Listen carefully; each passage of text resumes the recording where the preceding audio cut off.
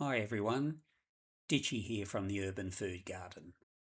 Today I planted out bush pea seedlings that had been grown in single cell seedling trays. Before planting, I checked the pH of the soil.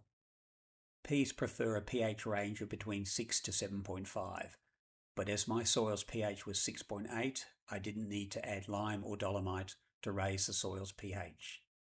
But I did add a shovelful of sieved compost and a couple of handfuls of blood and bone and rock dust. The rock dust is applied to add essential minerals to the soil.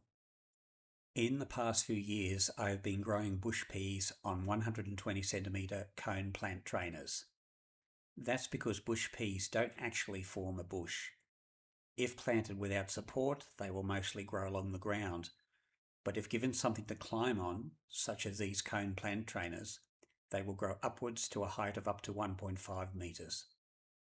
The advantage of growing them on cone plant trainers is that the peas are easy to pick and there is better airflow, which reduces the risk of powdery mildew.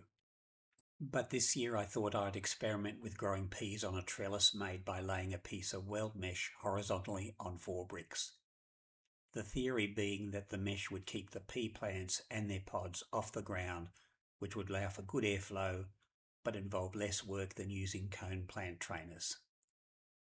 I grew the seedlings in single-cell seedling trays, as using these trays reduces the disturbance to the roots when transplanting the seedlings.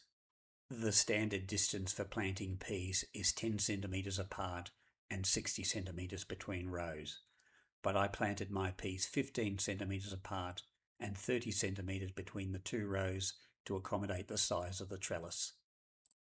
Before planting the seedlings, I laid them out on top of the soil so I could make minor adjustments to their placement before finally digging them in. Surplus seedlings were left on top of the soil to act as decoys for slugs and snails. I also planted peas using 2 cone plant trainers next to the horizontal trellis. I then covered all the seedlings with bird netting. For many gardeners, covering pea seedlings with bird netting will be unnecessary. But there are plenty of sparrows in our garden, and sparrows love to eat the tender leaves of young pea plants.